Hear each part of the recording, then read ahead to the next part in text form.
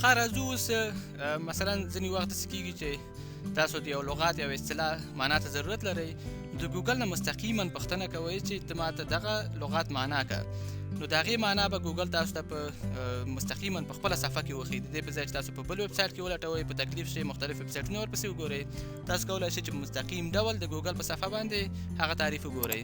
راځو د ګوګل په سرچ بار کې ورته لیکو چې ډیفاین هم چې ولیکلو 2 نقطې سر په سر، مثلا زه ورته وایم چې پیټل ماته تعریف کړه، زه په پیټل باندې نه پوهېږم چې پیټل څه ته وایي. اوس به ګوګل تاسو ته په اتومات ډول باندې د سکرین په مخ باندې به پیټل تاسو ته تعریف کړي او درته ووایي چې پیټل معنا یعنې څه. ګورو چې پیټل دلته یوه معنا لري او معنا یې دا ده چې دا د ګل دغه رنګه پاڼې چې دي یا کومې ګل پاڼې چې دي دغه یوې دانې ته یې پیټل وایي.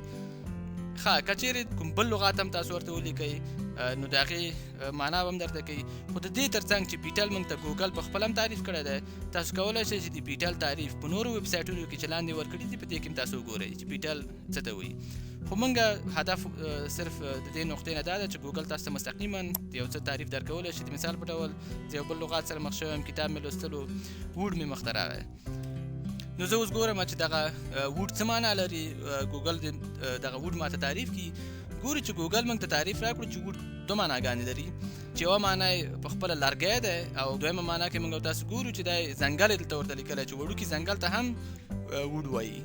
په همدې رقم نور تخنیکي لغاتونه هم تاسو کولی شئ چې د ګوګل نه پوښتنه وکئ او ګوګل یې په خپله درکړي. که چیرې د ګوګل سره په دې شکل موجود نه وي نو لاندې کولی شئ چې په ویکیپیډیا کې او یا په نورو ویب سایټونو کې تاسو دا ولټوئ او ترلاسه یې کړئ.